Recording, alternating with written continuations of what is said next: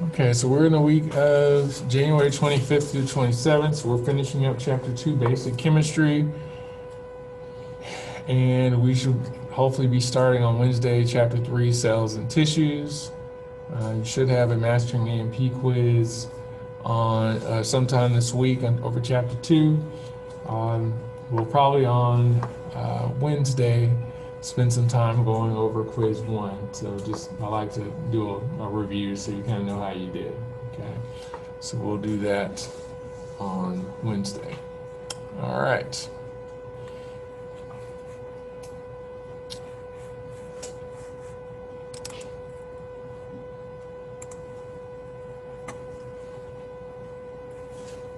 All right, so let me see. I can fix this. All right.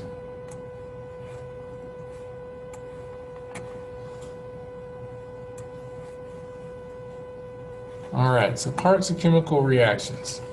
So we talked about types of bonds last class, like covalent bonds, ionic bonds, and hydrogen bonds, and now we're going to talk about chemical reactions. So some basic types. One is synthesis. Anybody remember what synthesis means? Synthesis means to make things, okay? So we're taking two things, A and B, and making one thing, AB. All right, we're putting a bond between them. So we're combining molecules or atoms. In order to form a bond, you're absorbing energy because there's energy in that bond, okay? So if you have like a friendship with someone, you have a bond, there's a connection, right? There's energy there. All right, and this underlies all the anabolic activities in your body. And remember, anabolic means building up, like anabolic steroids build up muscle. All right, the reverse or the opposite type of reaction is decomposition. So what does it mean to decompose? Break down, right? So this is AB breaking down into A plus B, or A and B. So the molecule gets broken down. In order to break that bond, you're releasing the energy in that bond, okay? So you're underlying all the catabolic activities in the body. Catabolic means breaking down, okay?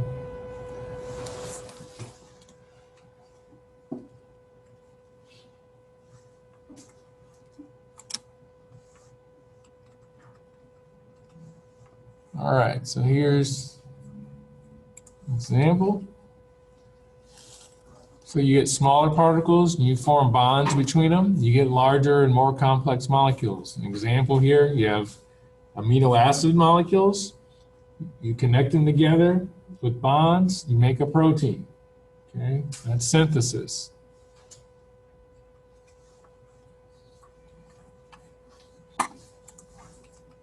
Decomposition, take a large complex molecule, break it down into smaller and less complex molecules. Again, you're not having to understand all the details on how these reactions work. Okay, here's glycogen. All these hexagons, those are glucose molecules, sugar. It's how your body stores sugar. And this reaction is breaking them down into individual glucose molecules so you can use them to make energy. Okay. All right. So we also have, let's see, let's see.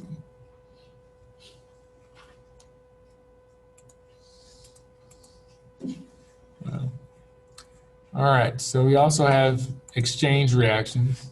And in exchange reactions, what's an exchange? When you exchange something, you trade it for something else, right? So here you have AB plus C gives you AC plus B. Okay, so A is trading in B for C. Okay, so, and then you have AB plus CD gives you AD plus CV. All right, so So you can say this is, you know, you have Abigail and Brian, and then there's, you know, Charlie, and Abigail decides she'd rather be in a relationship with Charlie. Okay? So she has to break that bond to get in a relationship with Charlie. Okay? So, all right.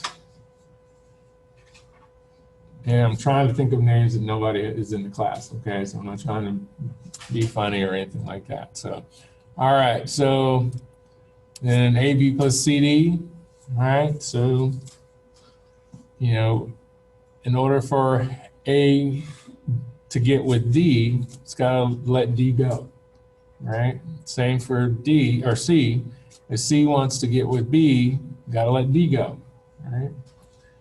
So this actually involves two steps. There's synthesis and decomposition involved, because you got to break bonds and make new bonds. So there's decomposition first and then synthesis.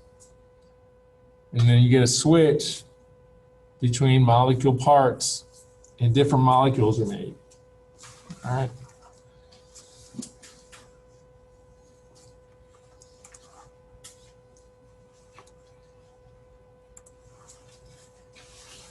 All right, so you have exchange reactions. Here's an example. So you're breaking bonds and making bonds. You have glucose and ATP. So ATP is transferring its terminal or last phosphate group, which is shown here as a P, to glucose to form glucose phosphate. Okay, so it's exchanging.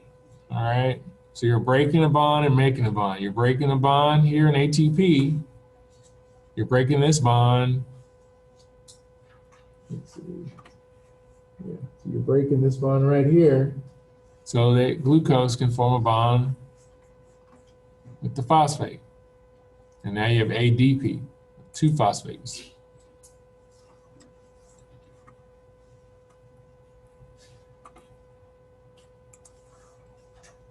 All right, so most chemical reactions are reversible, which means they can go back and forth.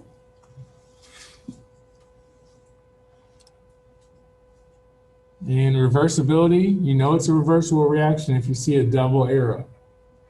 Okay, if you see arrow going in both directions, it's reversible. Oops. All right, so when the arrows are differing in length, one arrow is longer than the other, the longer arrow tells you that there's more rapid reaction or direction going in one direction than the other. If the lines of the arrows are equal, it means the reactions are going at the same rate. Okay, so then here it tells you about factors that influence the rate of chemical reactions. Okay.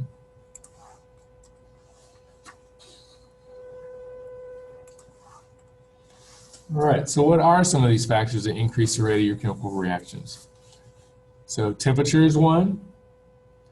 So temperature, if you increase the temperature, you're increasing the kinetic energy of the molecules. Remember, we talked about kinetic energy, it's energy of motion.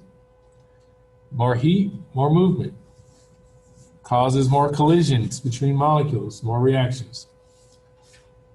If you increase the concentration of the particles that are involved in the reaction, you also are going to increase the number of collisions, because you increase the likelihood the molecules will hit each other, or they'll see each other.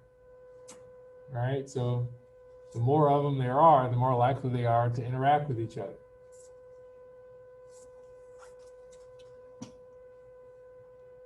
So decreasing particle size, so if we get them smaller, if you think about it, is it easier to pick up something that's small or something that's big?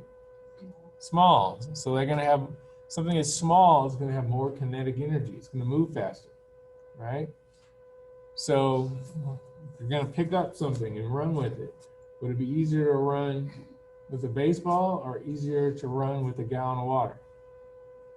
With the baseball, right? You're going to go faster with something that's lighter. So more collisions, right? Faster speed, more collisions. More collisions means more reactions. And if you have catalysts involved, Okay, catalysts are enzymes, and they increase the energy molecules need to interact. Okay, so what they do is they essentially, and I guess that's really, that's, I would actually say you're decreasing the energy. So, because catalysts, what they do is they hold the reactants in the proper positions. So it decreases the amount of energy it takes for the reaction to happen. So it should be a down arrow. Okay.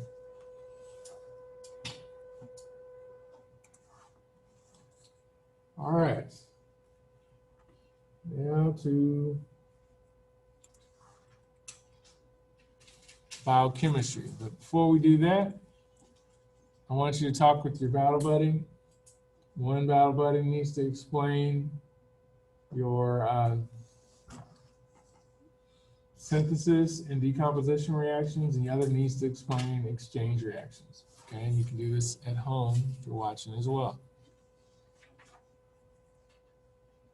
All right, so now that you know a little bit about chemistry, let's layer some biology on it and have biochemistry.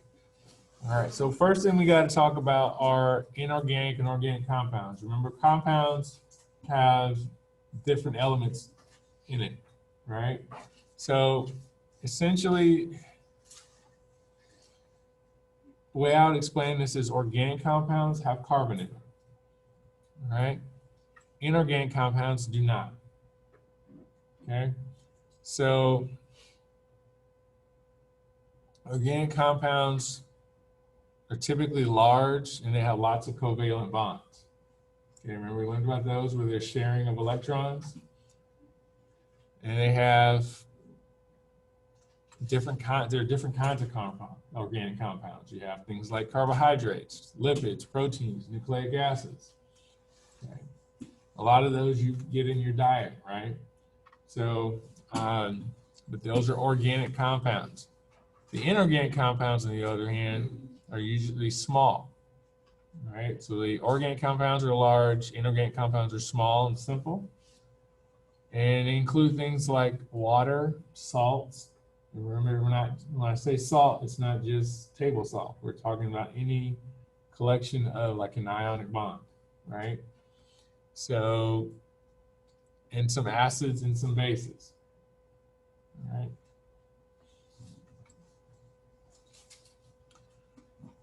So those are organic compounds and inorganic compounds, okay? You should be able to tell the difference.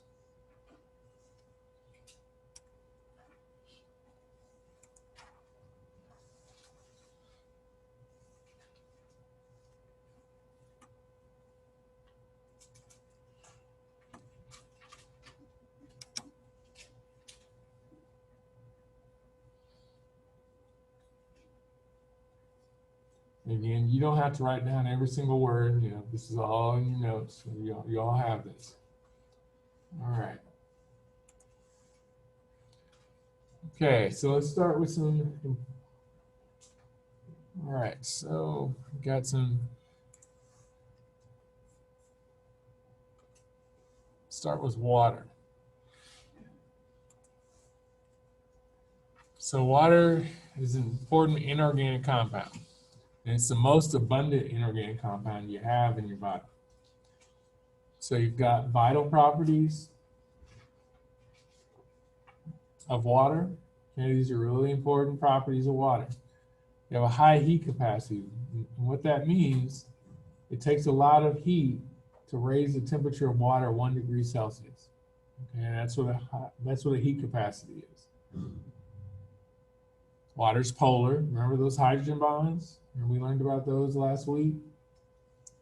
Also, water serves as a solvent, right? You can dissolve a lot of different things in water. Water can be involved in chemical reactions. Okay, it is reactive. And it can provide cushioning in your body. Okay, it can actually help you, in terms of having the fluid adjust to pressure and things like that. All right. So water is very important. So again, high heat capacity. Water can absorb and release lots of heat before it changes temperature. Okay? And this is going to prevent, sudden shifts in temperature in your body. Okay? You don't want your body going from, the characteristic, 98.6 degrees down to 70 degrees. Or you don't want to go from 98.6 to 120. You want a very narrow range. It's like when someone has a fever, someone's got a 99 or 100. I mean, it's not a long distance away, but that's a big difference. Okay, it causes a lot of different things to go on in your body.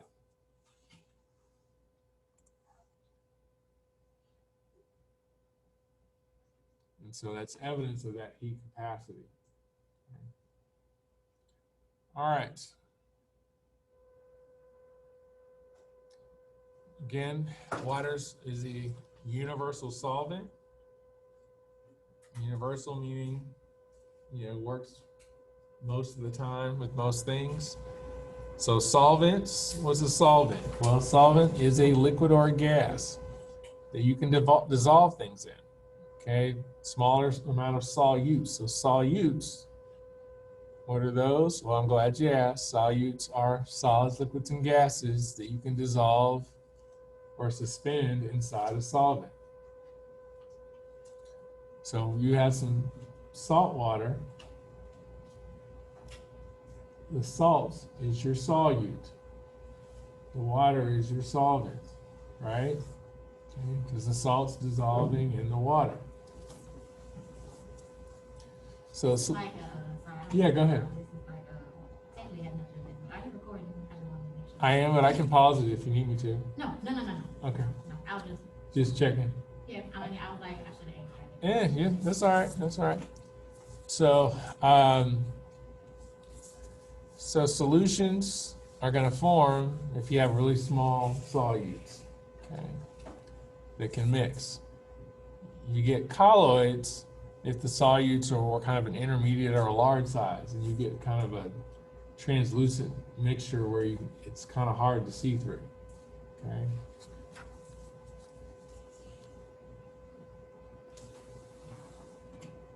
So with the solvents and the solutes, yes, are we going to have to do like, I guess kind of like if it was an example like a third insure, are we going to have to do anything like that when it comes to like understanding the mixture and insure or something like that? Is that what you're asking? No, I'm not gonna make you do that. The main thing is just, do you understand the difference between the solute and the solvent? Okay. All right. All right, so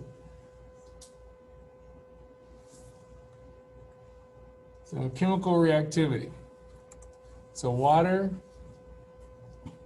is an important reactant in some chemical reactions, okay? And reactions that require water are known as hydrolysis reactions. Another way of saying that is when you use water to break something, because hydro means water, lysis means to break. Okay, so you're using water to break a bond, it's hydrolysis. So water's helping digest food or break down biological molecules. Okay, those are hydrolysis reactions.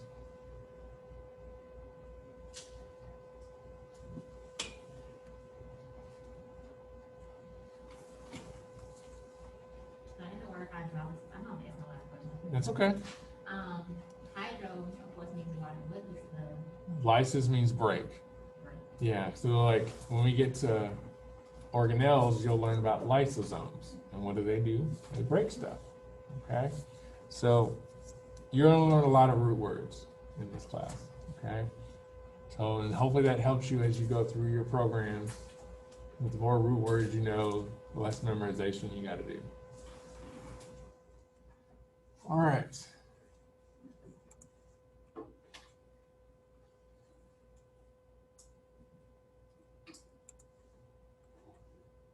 Okay, cushioning. So water serving a function of being protective. Example here, so your cerebral spinal fluid. protects your brain. Okay, so you don't get physical trauma when you move your head.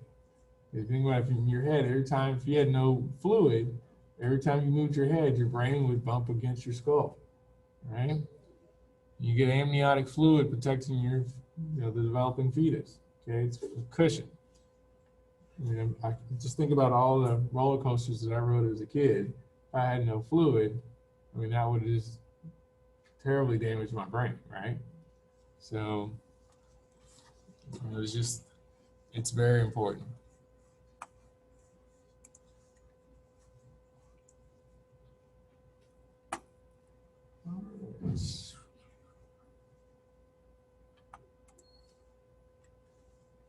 Okay, salts, another inorganic compound. So salts have cations. Remember, cations have what kind of charge to them? You might remember. What was that T? Positive, right? Other than H plus, hydrogen ions, and anions, what charge do they have? Negative, other than OH minus or hydroxyl ions. Okay. And these easily break apart or dissociate. Remember, to associate is to come together, to dissociate is to come apart. So they dissociate into ions in the presence of water. All right, it's vital to many functions in your body. Example, potassium ions, sodium ions help you with impulses, nerve impulses, okay? Help you conduct electrical signals. So, put salt in water, remember it's NaCl. So if you get NaCl, put it in water, what happens to the Na and the Cl? Dissociate. So NaCl.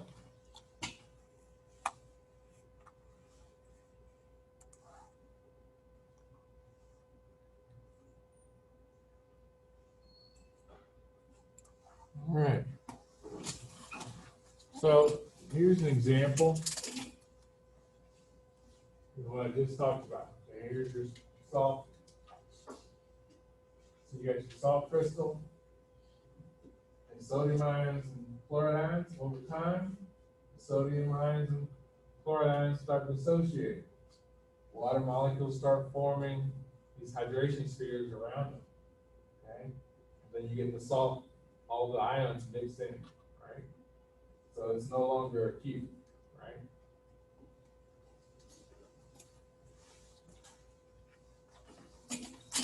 And they arrange themselves based on the polarity, right? So sodium is positively charged. What surrounds it? The negative part of the water. Chlorine's negatively charged. What surrounds it? The hydrogens that are positively charged. Okay.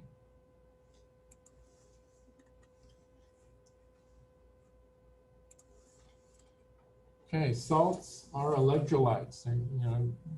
Anybody heard about electrolytes? You get the Gatorade and all those other drinks, right? Talk about those. So they're not just important for hydration. They're important, as it says here, for conducting electrical currents. Remember we talked about sodium and potassium ions helping your nerve impulses? Okay, so when you're trying to do a lot of physical exercise, your body needs water, but your body also needs to be able to send those signals from your brain to your body to do your movements. Okay, and the electrolytes help you do that.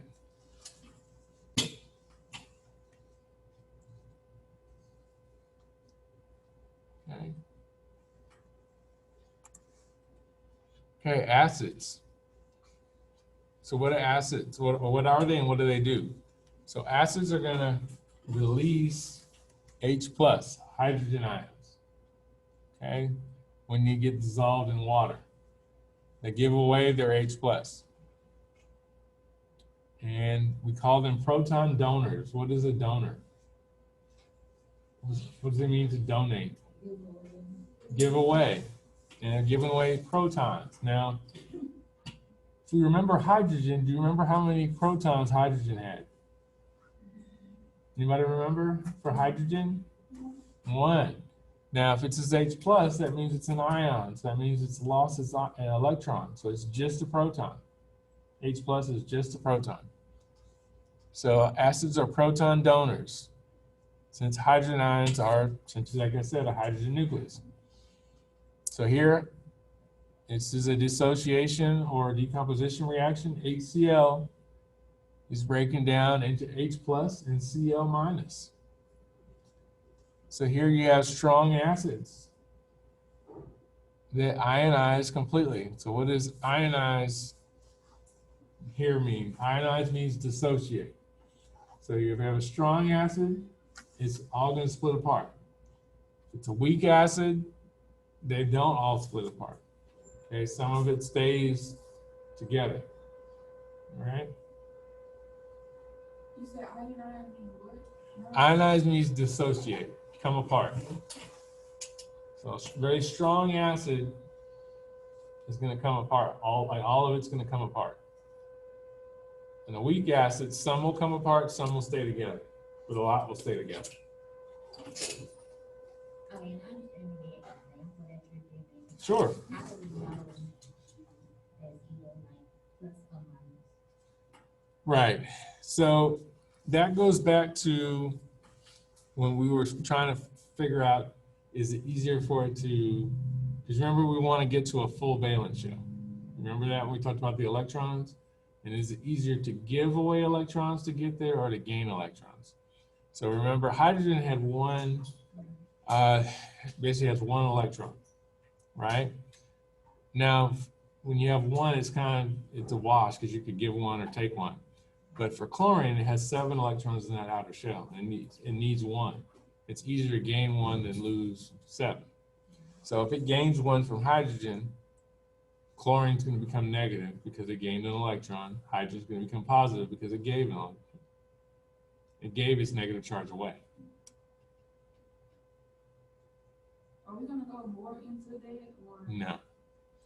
That's about as deep as we get.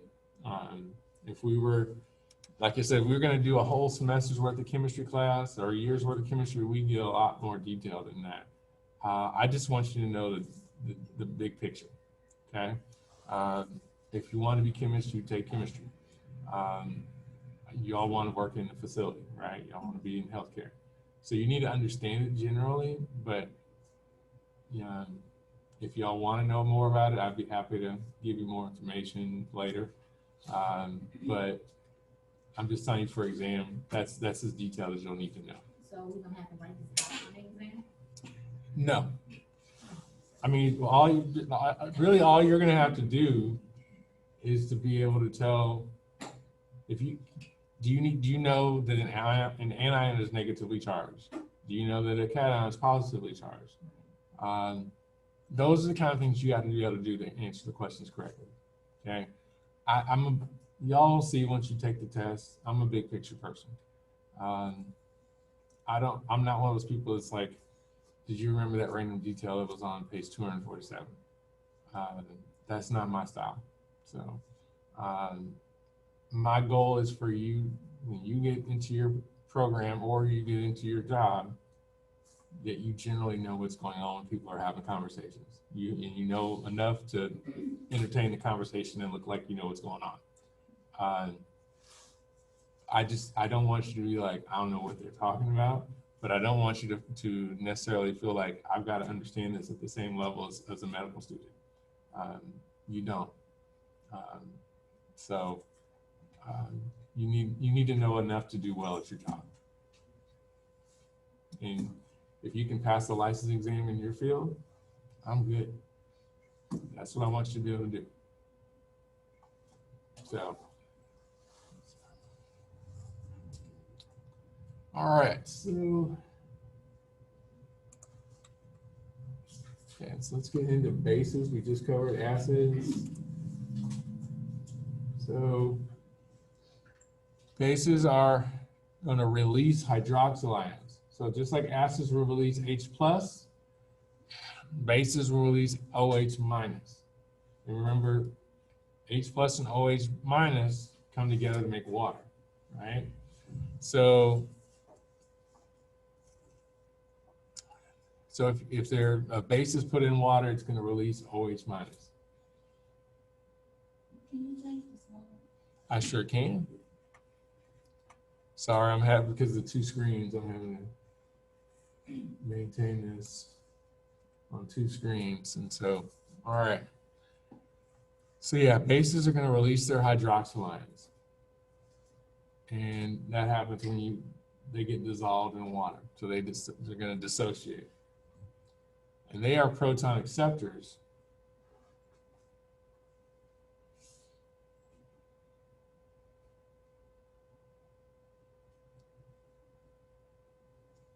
Why? Because they have a negative charge.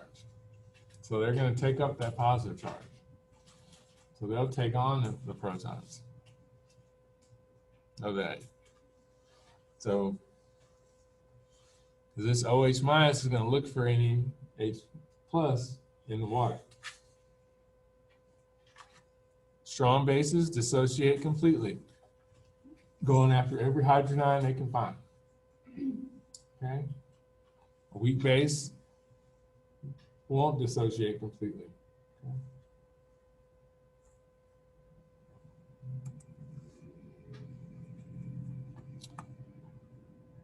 So now that you kind of have a basic idea of what acids and bases are, okay, you know about neutralization reactions.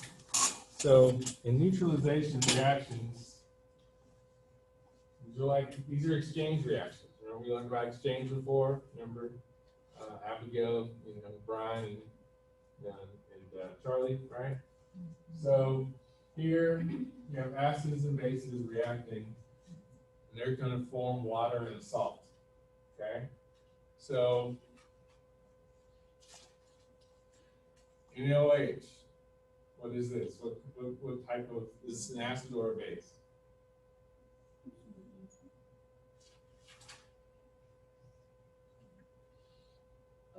It's a base, yes. It has the OH in it. This is an acid. This is hydrochloric acid. Okay, if it has H plus in it, it's a proton donor, it's an acid. All right? And it's going to yield water in HCl. Okay? And it's called a neutralization reaction because this is acidic, no, this is basic, this is acidic. Okay, there's some difference in pH. Now you have water, which is neutral, and salt, which doesn't have pH. Okay, so we went from two different pHs that are on opposite sides of the scale to neutral pH. Okay? All right. So, all right. I got a question. Yes, ma'am. Now I'm just gonna say something else. That is okay. Okay, so. You get your money's worth. Good one.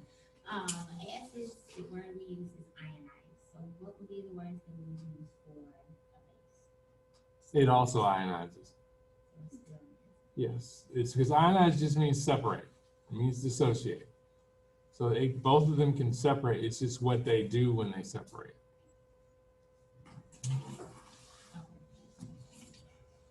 Because the acids, remember, they're the proton donors. When they essentially, when they dissociate, they're looking for negative charge to balance out that positive they're giving out. Bases are negative. They're looking for protons, looking for positive to balance out. So remember, it's all opposites attracting. Okay. So let's take a break and you talk to your partner, your battle buddy about organic and compounds and inorganic compounds and give each other some examples.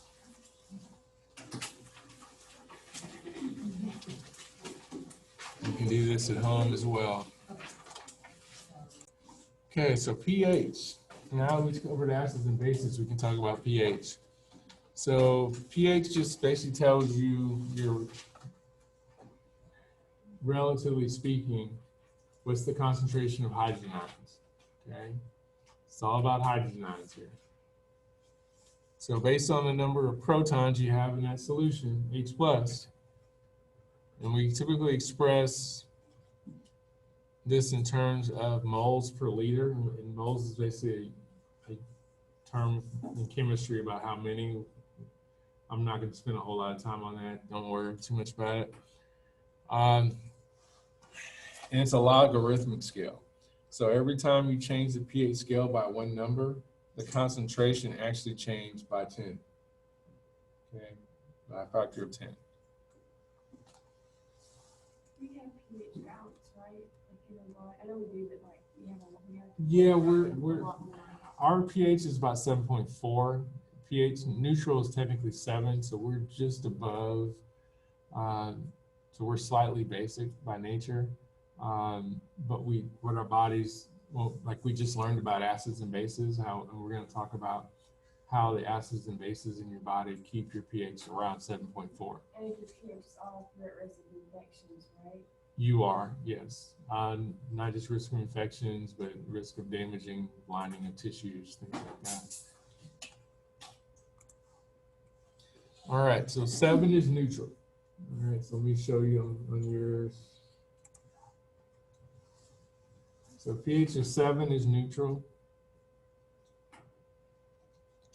That means you have the same amount of hydrogen ions and hydroxyl ions, so same concentration. If your pH is below 7, it's acidic. If your pH is above 7,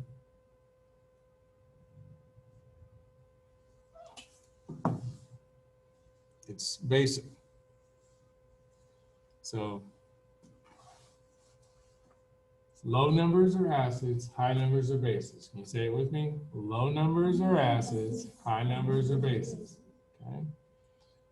And buffers are chemicals that help you regulate your pH, keep it in a certain range. Okay, regulates change in pH.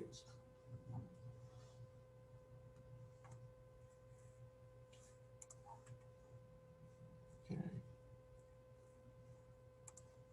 So here's a scale. Right, low numbers are acids. Hydrochloric acid is a pH of 0, extremely acidic.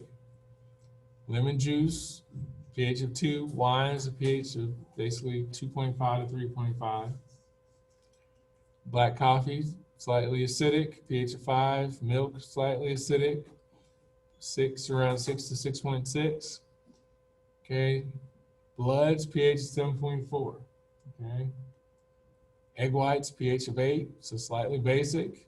Bleach, around 9.5, more basic. Ammonia, 10.5 to 11.5, more basic. Oven cleaner or lye, 13.5, extremely basic. Okay, so you got to be real careful with that kind of stuff. Really, all of these things. All right, sodium hydroxide, pH of 14. Okay, about as basic as you can get. Okay, dissociates completely. Same with hydrochloric acid, dissociates completely.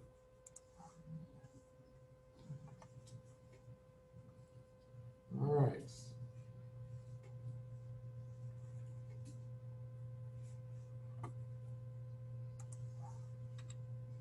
Okay, so monomers and polymers. So monomers are your building blocks. Okay, of any of these molecules we're going to cover. And if you make chains, you link up all the monomers, you make polymers.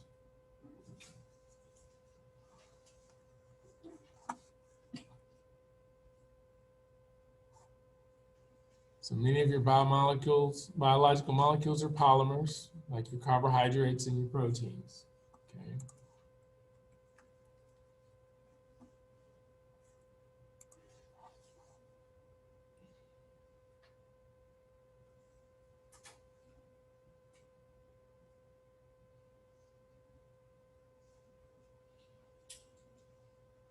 Okay, dehydration synthesis.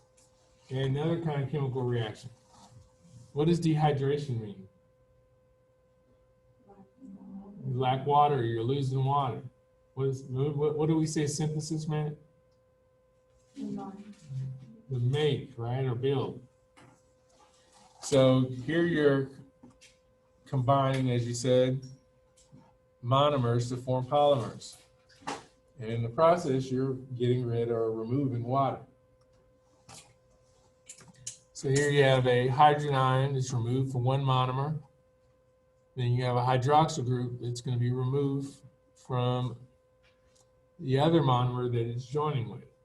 Okay, so you put those monomers together, you get a polymer, and then the hydrogen and the OH combine and form water.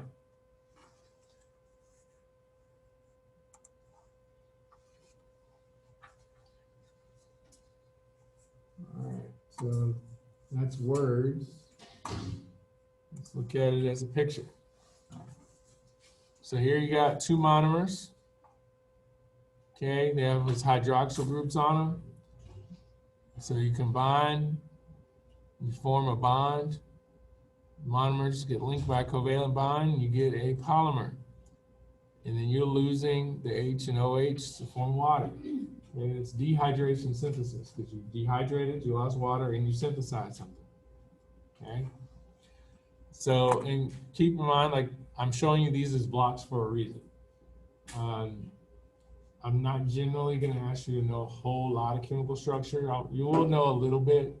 You will have to know a little bit of chemical structure, but not like, I'm not going to ask you to draw cholesterol.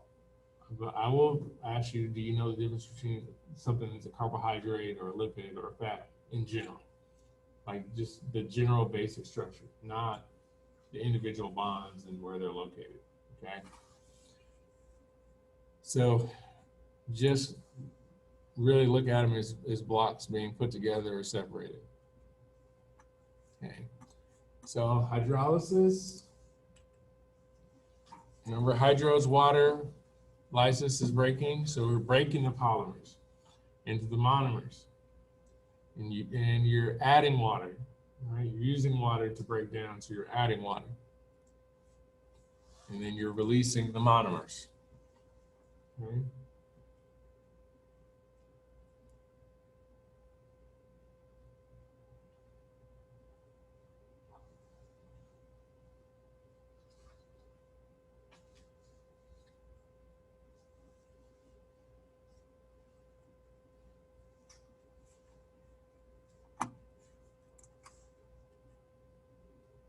Okay, so here's an example. Here you have the polymer, add water. So it's hydrolysis because you're breaking the polymer into the constituent monomers. Okay, so anybody notice anything about this reaction compared to the previous one? No, yeah. Right, so it's the opposite, right? It's the opposite reaction. All right, so let's go on to our first organic molecule. We have the carbohydrates. Carbohydrates have, as the name suggests, carbohydrate, carbon, hydrogen, and oxygen. These are your sugars and your starches. And they're going to be classified according to size. So a monosaccharide, a saccharide is a sugar. Monosaccharide is basically one sugar. Disaccharide is basically two sugar monomers that are linked together by that dehydration synthesis. Polysaccharide is long chains of these sugars that are linked by dehydration synthesis. Okay. But basically, monosaccharides, one sugar, disaccharides, a polymer, two sugars, and polysaccharides, anything bigger than that.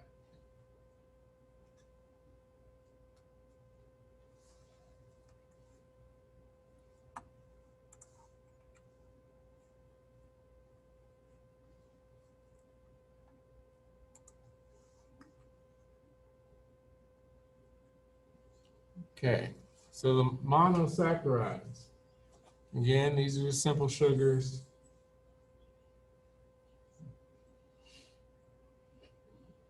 And you can represent these as like a single chain of atoms or as a ring. Okay, sometimes you see them either way. And typically these are going to have between 3 and 7 atoms of carbon in them. So examples of monosaccharides are things like glucose, that's your blood sugar, fructose, galactose, ribose, and deoxyribose, which we'll get to know a little bit later on.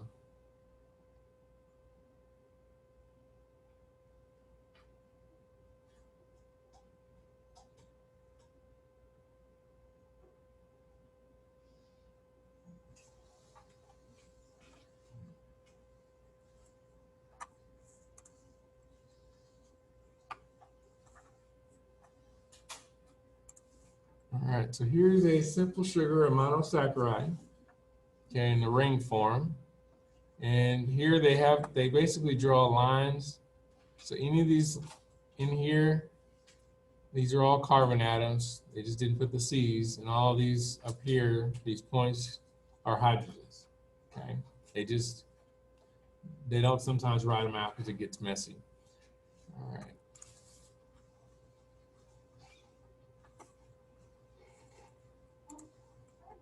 Sure. This what we're going over right now is what we did over the weekend, right? Like the homework? Yes. And so the point of doing the assignment over the weekend is to prepare you for class so that when you come, you're not like, I don't know what he's talking about. Now, and the other piece to that is those assignments are not worth as much as a quiz or an exam. So the point is for you to practice, come to class, kind of know what's going on, and then when you get to the exam, you're like, okay, I've seen this before. That's the method of why the timing is the way it is. So I tend to see better test results when you do those assignments before class than after class. So I'm okay if you get it wrong on a study module. I don't want you to get it wrong on an exam. This is a hard chapter. This is a hard chapter. I know, you know, it is. It's a hard chapter, so don't feel bad, you know. Who thinks this chapter is hard? So you're not by yourself, okay? You're not by yourself. So, yes? What's the best way to study what you're studying? So I think one of the best ways is actually going back through those study modules. I think going over those notes and these PowerPoints is helpful. With COVID, it makes things hard. I usually say study groups, but COVID makes that hard. So, I mean, you could always get on Zoom with each other. But I think going over questions is just like, and also in the mastering, there's a study area, and I think they have like some practice questions and flashcards, things like that. So any of that stuff that's in there, you're paying for it, okay? So if you haven't done it yet, when you go into mastering, click on the left, you should see something that says study area. Click that. Go through all the stuff in there by the chapter, okay? So it's flashcards in there? It is.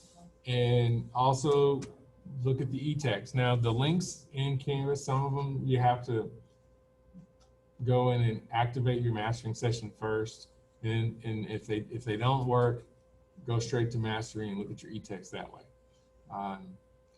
I do think, I think reading is really important. You know, it's not everybody's favorite thing to do, but I do think reading the e-text has value. If you absolutely like, I can't look at a screen and read, I think for a small fee, Pearson can send you a loose leaf version of the book. So it's kind of an add-on. So if you go into mastering, or if you go to customer support, they can walk you through how to order a loose leaf version of the book. Cost you more money. It's like $4,400. Yeah, but it's for those people who prefer. You'll pull up and then down there it says like Pearson, click on that and go to the store. Just make sure you have the ISBN number. Right. Yeah, have that so you can match with that to make sure you get that. Yeah, and that should be in the syllabus. But just make sure you get whatever works for you. If you don't like the e-text, get a book. So, because there's just no getting around to reading. I'm just gonna be real with you. People who read more tend to do better. It's like a notebook. Yeah, it's a paperback book. The electronic version? Yeah, I didn't know that was even an option. You have to have that. Oh, so you have I have to all get this that in. again. Yeah, Oh. it's an add-on. So you still, because the way they do it, the cheapest option is the electronic. If you buy the book, you still have access to electronic. So it's not really, you can't, yeah. Yeah, you can't take the access codes back anyway. So I just wish. Oh, I was, because I haven't scratched mine yet. I don't think even if you, Yeah, you can't. I don't think you can take them back. You walk out the store with you. Yeah, just, you know, if you need a physical copy, buy the physical copy. All right, well, let's try to get through carbohydrates and then we can finish up next time. So disaccharides is 2 sugars. Okay, examples, sucrose, lactose, and maltose. All right.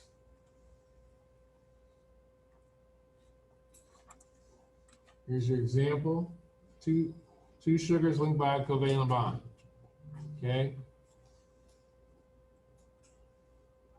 All right. Shows you here are your monomers. You do dehydration synthesis, you can form the disaccharide. Monosaccharide to disaccharide. If you do hydrolysis, you break down the disaccharide to the monosaccharides. Okay. Again, I'm not going to make you write this out. I just want you to be able to know this is 2 pieces. This is 1 piece that's, you know, linked them together. Okay. Y'all see that? Okay. All right, the polysaccharides. These are long chains of sugars. They're typically large and insoluble, which means they don't dissolve. Okay, and they function as storage products. Like I told you, glycogen is how your body stores sugar. So starch and glycogen are different examples of polysaccharides.